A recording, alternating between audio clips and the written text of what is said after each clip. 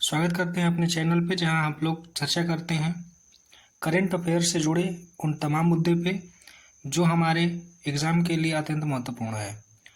अभी हम लोगों ने पिछले क्लास में नवंबर माह 2024 के सारे करंट अफेयर को हम लोगों ने देखा, उससे संबंधित प्रश्न भी किए। उम्मीद है कि आप लोग उसको देखे होंगे। अगर नहीं देखे होंगे तो जा करके अवश्य देख लें, जिससे हमारे आने वाले एग्ज़ाम के लिए एक अच्छी तैयारी हो जाएगी करंट अफेयर को लेकर के। आज हम लोग दिसंबर माह के करंट अफेयर को स्टार्ट करेंगे। उत्तर प्रदेश घटनाक्रम दिसंबर 2024 के परिप्रेक्ष्य में स्टार्ट करते हैं आज की हमारी पहली क्लास का जो आज हमारा पहला जो टॉपिक है वो है अयोध्या बना उत्तर प्रदेश का प्रमुख पर्यटन स्थल। 20 दिसंबर 2024 को उत्तर प्रदेश के पर्यटन विभाग से मिली जानकारी के अनुसार आगरा का जो ताजमहल को पीछे छोड़ते हुए अयोध्या वर्ष 2024 के लिए उत्तर प्रदेश में सबसे अधिक देखे जाने वाला स्थल बन गया है। ठीक है। पर्यटन विभाग ने बताया कि जनवरी से सितंबर 2024 के बीच अयोध्या में 135.5 मिलियन घरेलू पर्यटन, ठीक है, 135.5 मिलियन घरेलू पर्यटक और 3,153 अंतर्राष्ट्रीय पर्यटक आए। ठीक है। इस वृद्धि का मुख्य कारण राम मंदिर का उद्घाटन है। ठीक है, जिसने अयोध्या को भारत में आध्यात्मिक पर्यटन का केंद्र बना दिया है। तो अगर आपसे पूछा जाए कि अयोध्या में जो राम मंदिर है उनका उद्घाटन कब किया गया, तो इसका जवाब आप लोग कमेंट बॉक्स में दीजिएगा। आगे, वर्ष 2024 में आगरा स्थित ताजमहल में 125.1 मिलियन आगंतुकों ने प्रवेश किया, जिनमें से 115.9 मिलियन घरेलू और 9,24,000 अंतर्राष्ट्रीय पर्यटक शामिल थे। अगर आगे देखा जाए तो उत्तर प्रदेश में वर्ष 2024 में पर्यटन में उल्लेखनीय वृद्धि देखी गई है। जनवरी से सितंबर 2024 तक 476.1 मिलियन पर्यटक राज्य में आएंगे। अयोध्या के अलावा वाराणसी में 62 मिलियन घरेलू और 1,84,000 अंतर्राष्ट्रीय, मथुरा में 68 मिलियन और विदेशी जो 87,229 विदेशी थे, प्रयागराज में 48 मिलियन और मिर्जापुर में 11.8 मिलियन जैसे अन्य आध्यात्मिक स्थलों ने भी महत्वपूर्ण वृद्धि देखी गई है। बढ़ते हैं हम अपने अगले टॉपिक की तरफ। प्रधानमंत्री ने महाकुंभ 2025 के लिए किया परियोजनाओं का उद्घाटन। और मोदी जी ने जो अभी कुंभ हुआ था उसके लिए कई परियोजनाओं का उद्घाटन किए थे। उसमें से 13 दिसंबर 2024 को प्रधानमंत्री नरेंद्र मोदी जी ने उत्तर प्रदेश में प्रयागराज वाले महाकुंभ से पूर्व प्रयागराज में 5500 करोड़ रुपए की लागत वाली 167 प्रमुख विकास परियोजनाओं का उद्घाटन किया। ठीक है, 5500 करोड़ रुपए की लागत वाली 167 प्रमुख विकास परियोजनाओं का उद्घाटन किया है। इन परियोजनाओं में तीर्थयात्रियों के लिए बेहतर सुविधाओं और संचार को सुव्यवस्थित करने के लिए आर्टिफिशियल इंटेलिजेंस आधारित कुंभ सहायक चैटबॉट शामिल है। ठीक है, तो कौन सा चैटबॉट है? कुंभ सहायक चैटबॉट शामिल है, जिससे आने वाले तीर्थयात्रियों के लिए बेहतर सुविधाएं और संचार सुव्यवस्थित किया जा सके। बढ़ते हैं अपने आगे, देखते हैं। इसके अलावा प्रयागराज में 10 नए रोड ओवर ब्रिज और अस्थायी चारों का निर्माण तथा स्वच्छता सुनिश्चित करने के लिए 15,000 से अधिक, ठीक है, 15,000 से अधिक सफाई कर्मी की तैनाती शामिल है। 15,000 से अधिक कर्मचारियों की तैनाती शामिल है।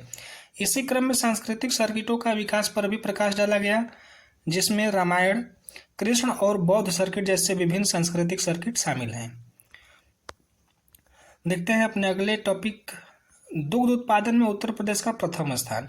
यह अत्यंत महत्वपूर्ण टॉपिक है, इससे प्रश्न बनने की संभावनाएं अत्यंत प्रबल हैं। देखा जाए तो 8 दिसंबर 2024 को एनिमल हस्बेंड्री स्टैटिक्स 2023-24 के आंकड़ों के अनुसार उत्तर प्रदेश ने दुग्ध उत्पादन में अपनी शीर्ष स्थिति को बनाए रखा है। ठीक है, भारत में कुल दुग्ध उत्पादन देखा जाए तो भारत में कुल दुग्ध उत्पादन 239.30 मिलियन टन है, जिसमें उत्तर प्रदेश का योगदान 16.21% का है। उत्तर प्रदेश के बाद आने वाले शीर्ष राज्यों में राजस्थान 14.51% के साथ, मध्य प्रदेश 8.91% के साथ, उसके बाद महाराष्ट्र आता है 6.71,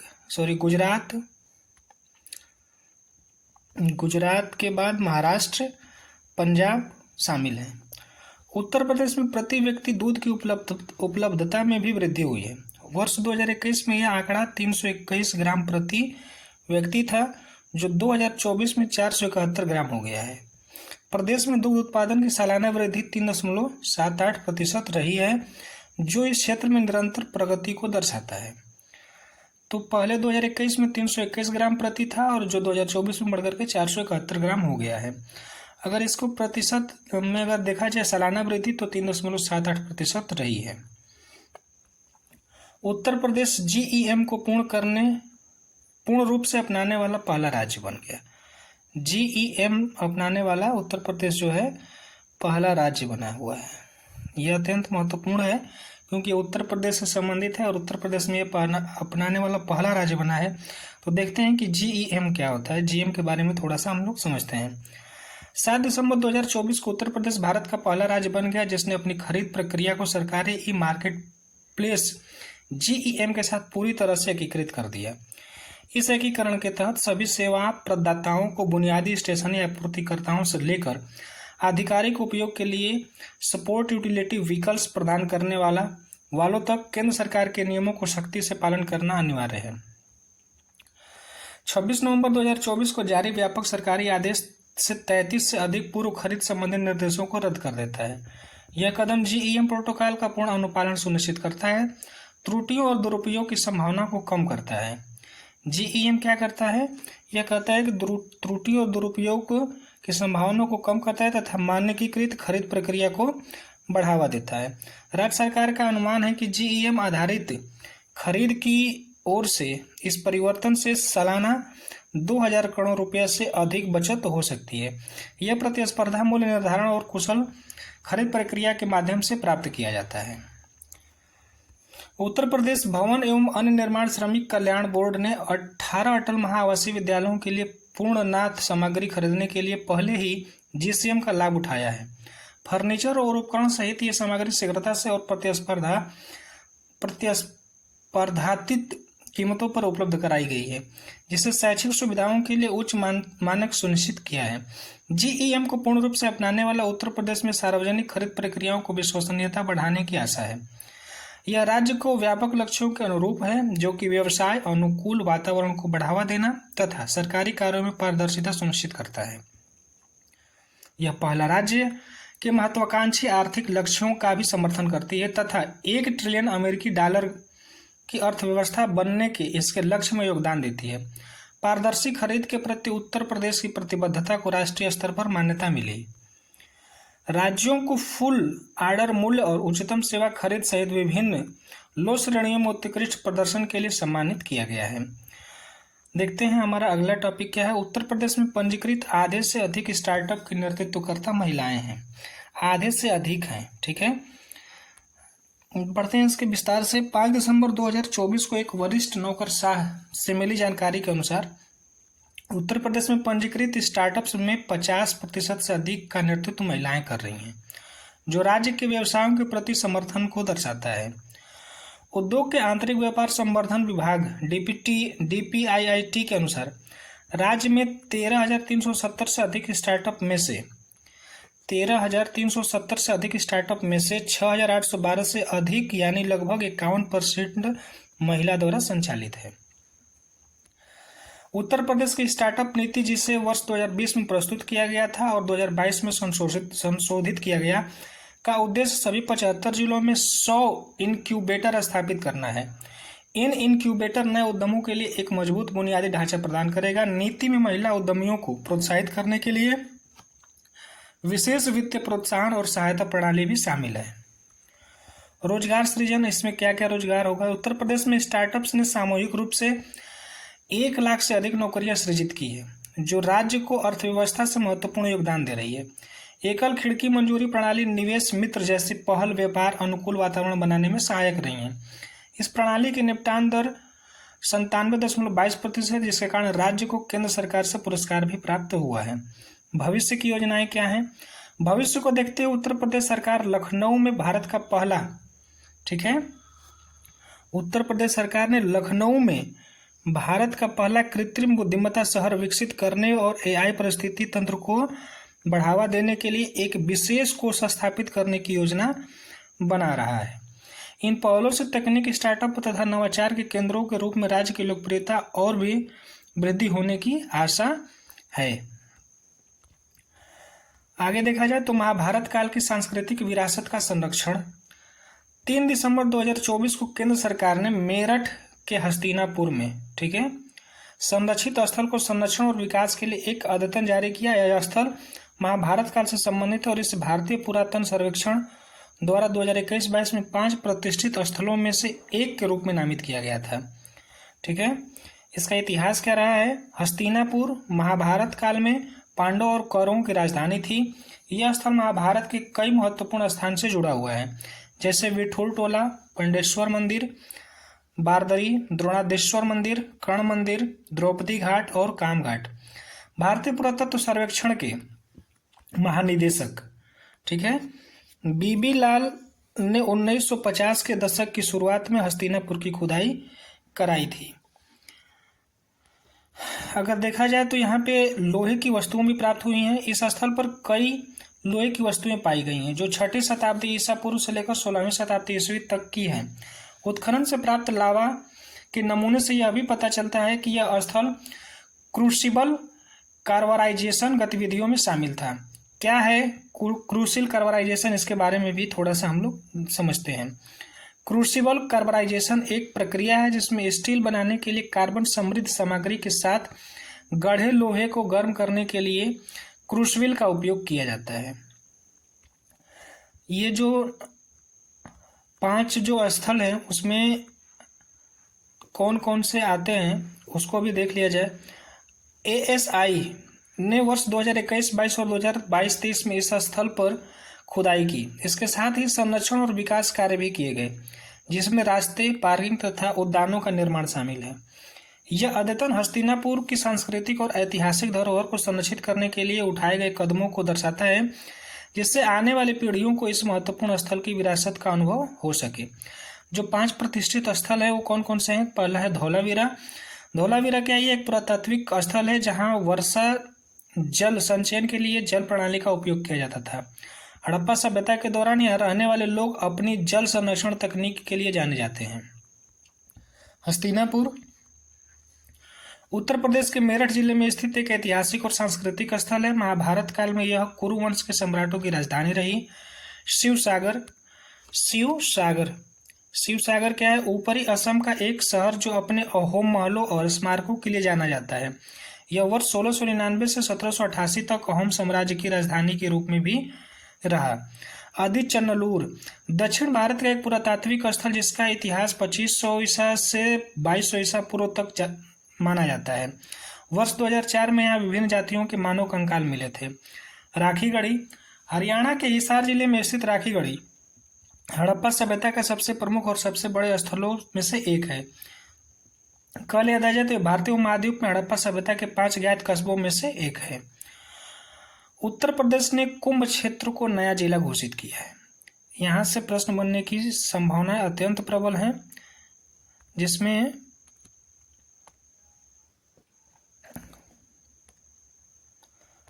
अगर देखा जाए तो 2 दिसंबर 2024 को उत्तर प्रदेश सरकार ने प्रयागराज में महाकुंभ क्षेत्र को नया जिला घोषित किया है। इससे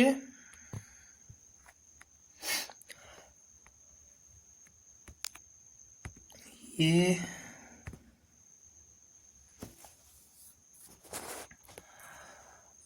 मेले का प्रबंध और प्रशासन को सुव्यवस्थित करने के लिए बनाया गया था।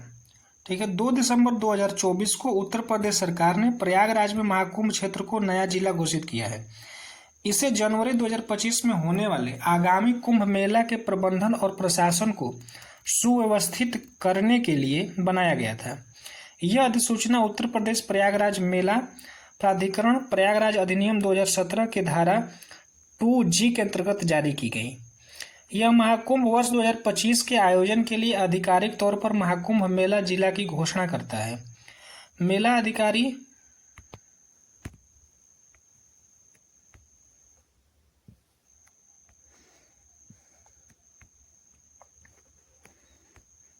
यहाँ पे थोड़ा सा टेक्निकल इशू आ रहा है। हाँ, तो मेला अधिकारी बनाया गया। मेला अधिकारी कुंभ मेला प्रयागराज भारतीय नागरिक सुरक्षा संहिता 2023 की धारा 14(1) और संबंधित धाराओं के तहत कार्यपालक मजिस्ट्रेट, जिला मजिस्ट्रेट तथा अतिरिक्त जिला मजिस्ट्रेट की शक्तियां धारण करेंगे।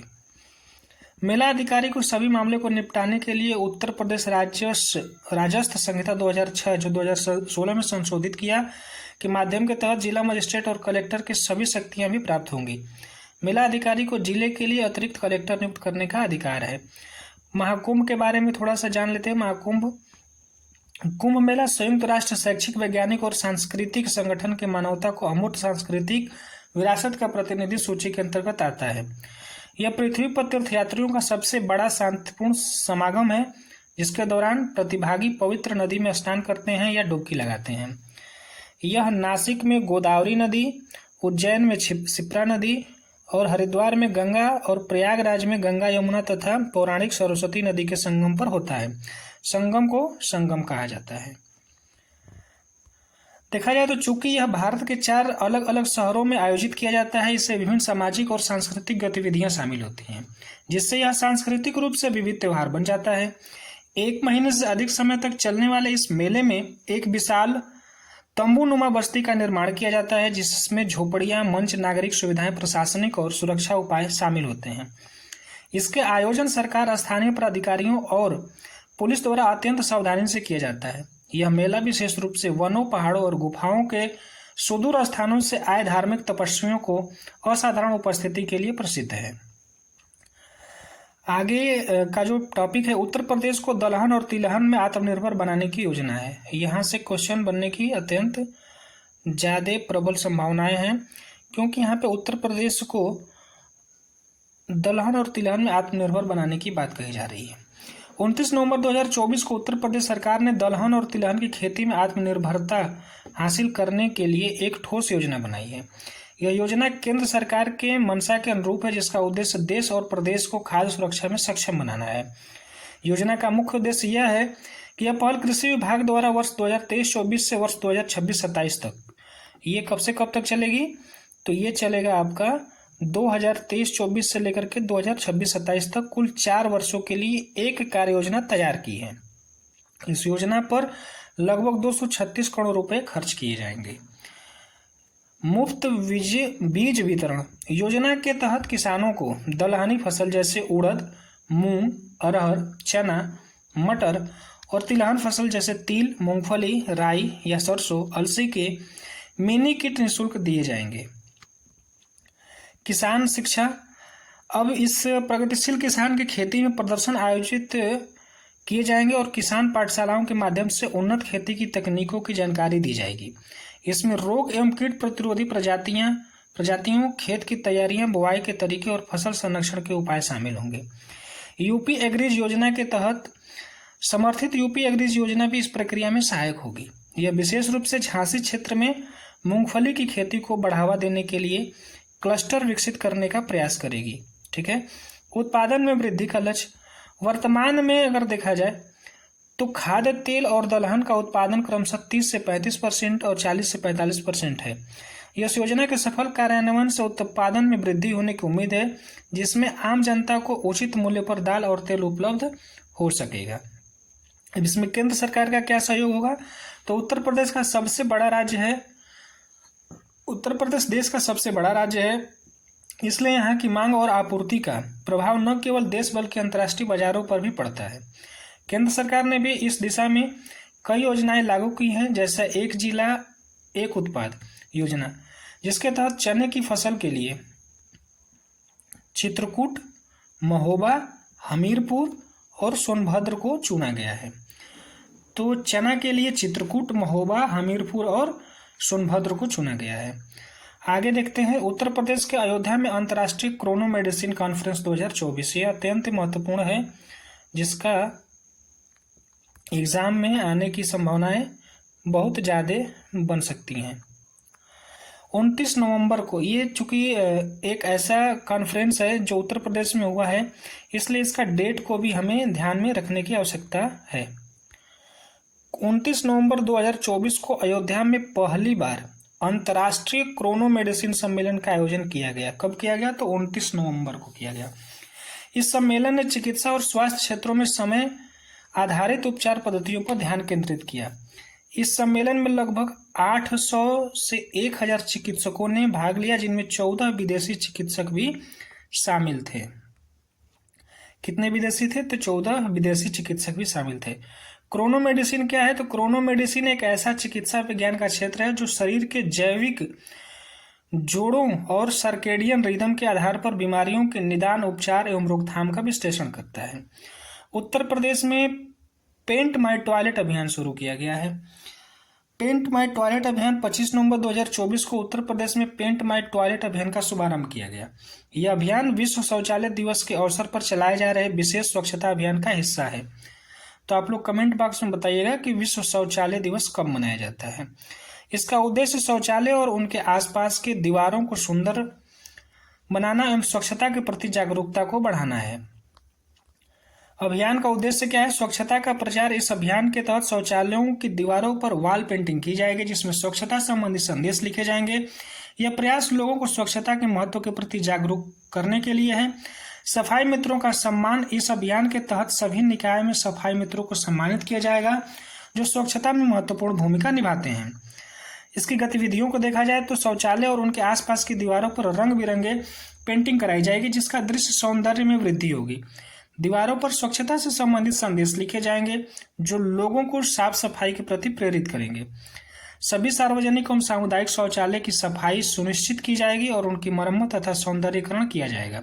इस प्रकार के अभियानों से समाज में सकारात्मक बदलाव लाने की दिशा में एक ठोस प्रयास किया जा रहा है, जिससे आम जनमानस को स्वच्छ और स्वस्थ वातावरण मिल सके। महाकुंभ की भव्यता में निषाद राज क्रूज शामिल हुआ है। इसको भी देख लेते हैं कि 25 नवंबर 2024 को उत्तर प्रदेश सरकार ने भारतीय अंतर्देशीय जलमार्ग प्राधिकरण द्वारा प्रबंधित निषाद राज क्रूज को प्रयागराज महाकुंभ में शामिल करने की घोषणा की है। यह क्रूज आधुनिक सुविधाओं से सुसज्जित है, जो नवाचार और उत्कृष्टता के प्रति राज्य की प्रतिबद्धता को दर्शाता है। क्रूज की यात्रा के लिए प्रयागराज मेला प्राधिकरण और वाराणसी प्रशासन के बीच समन्वय जारी है। भारतीय अंतर्देशीय जलमार्ग प्राधिकरण के बारे में थोड़ा सा समझ लेते हैं कि ये क्या है। भारतीय अंतर्देशीय जलमार्ग प्राधिकरण भारतीय अंतर्देशीय जलमार्ग प्राधिकरण अधिनियम 1985 के तहत एक वैधानिक निकाय है। ठीक है, अधिनियम 1985 के तहत क्या है? एक वैधानिक निकाय। इसकी स्थापना 1986 में बंदरगाह, पोत परिवहन और जलमार्ग मंत्रालय के तहत नौवहन एवं नौवहन के लिए अंतर्देशीय जलमार्ग विकास तथा विनियमन के लिए की गई थी। 1986 में इसका स्थापना हुआ और 1985 के तहत क्या है? वैधानिक निकाय है। इसका जो मुख्यालय है वो नोएडा उत्तर प्रदेश में है और इसका मुख्य कार्य अंतर्देशीय जलमार्गों में आवश्यक बुनियादी, इसका मुख्यालय जो है नोएडा उत्तर प्रदेश में है और ये इसका मुख्य कार्य अंतर्देशीय जलमार्गों में आवश्यक बुनियादी ढांचे का निर्माण करना है। नई परियोजनाओं की आर्थिक व्यवहार्यता का सर्वेक्षण करना तथा प्रशासन एवं विनियमन करना है। राष्ट्रीय जलमार्ग अधिनियम 2016 के अनुसार जलमार्गों का राष्ट्रीय कानमार्ग घोषित किया गया है। प्रदेश में डिजिटल इंडिया राज्य परामर्श कार्यशाला आयोजित हुआ है। इसमें केवल इतना ही जानने का है कि उत्तर प्रदेश में डिजिटल इंडिया राज्य परामर्श कार्यशाला आयोजित किया गया है और ये कहाँ पे किया गया है? तो लखनऊ में किया गया है। ठीक है, उत्तर प्रदेश के लखनऊ में डिजिटल इंडिया राज्य परामर्श कार्यशाला का आयोजन किया गया। बाकी इसमें कुछ समझने वाली कोई ऐसी चीज है नहीं। तो बढ़ते हैं हम अपने आगे, थोड़ा सा समझ लेते हैं इसमें डिजी लॉकर क्या है। डिजी लॉकर या ड्राइवर लाइसेंस, वाहन पंजीकरण प्रमाण पत्र और शैक्षणिक अंक तालिकाओं जैसे दस्तावेजों के डिजिटल संस्करण तक पहुंच प्रदान करता है। एंटिटी लॉकर क्या होता है? यह डिजिटल दस्तावेज और प्रमाण पत्रों के भंडारण, साझाकरण तथा सत्यापन के लिए सुरक्षित क्लाउड आधारित मंच प्रदान करता है। एपीआई सेतु क्या है? कोविड-19 संक्रमण के जोखिम को संबोधित करने में मदद करता है। ओपन फोर्ज ये ई गवर्नेंस अनुप्रयोगों के खुले सहयोगात्मक विकास के लिए भारत सरकार का मंच है। माई स्कीम सरकारी योजनाओं की जानकारी एक ही स्थान पर उपलब्ध कराता है। उमंग, यह एकीकृत सुरक्षित बहु चैनल मोबाइल ऐप है जो विभिन्न सरकारी सेवाओं तक पहुंच प्रदान करता है। UX4G, उपयोगकर्ता अनुभव को बेहतर बनाने के लिए डिजाइन किया गया है। साइबर सुरक्षा और क्षमता निर्माण, कार्यशाला में साइबर और सुरक्षा और क्षमता निर्माण जैसे प्रमुख विषयों पर भी चर्चा की गई है। राज्य स्तरीय चर्चाओं में सीएम हेल्पलाइन 1076, रजिस्ट्रेशन एवं स्टाम्प महानिरीक्षक IGRS, UIDAI इकोसिस्टम और आधार प्रमाणीकरण सेवाएं शामिल थीं। इस तरह से देखा जाए तो उत्तर प्रदेश के करंट अफेयर जो दिसंबर माह में जितने भी महत्वपूर्ण करंट अफेयर थे इनके बारे में हम लोगों ने चर्चा कर लिया है। उम्मीद है कि आपको अच्छे से समझ में आया होगा। इसे एक बार नहीं कई बार देखिए, समझिए, जिससे सारे टॉपिक आपके दिमाग में एक अच्छी तरह से सेटल्ड हो जाए, जो कि आने वाले एग्जाम के लिए आपको अत्यंत लाभदायी हो सके। ठीक है, मिलते हैं अपने अगले वीडियो के साथ। उम्मीद है कि ये वीडियो आप लोगों को समझ में आया होगा। अगर समझ में आया है तो वीडियो को लाइक करें, चैनल को सब्सक्राइब करें और वीडियो को शेयर करना ना भूलें। आगे हम लोग अंतर्राष्ट्रीय, राष्ट्रीय, आर्थिकी से संबंधित, सैन्य अभ्यास से संबंधित इन टाइप के क्वेश्चन जो दिसंबर 2024 में महत्वपूर्ण थे, जिनसे हमारे एग्जाम में प्रश्न आने की संभावनाएं प्रबल हैं, उन सभी टॉपिकों के साथ हम पुनः मिलेंगे आपको। तब तक के लिए धन्यवाद।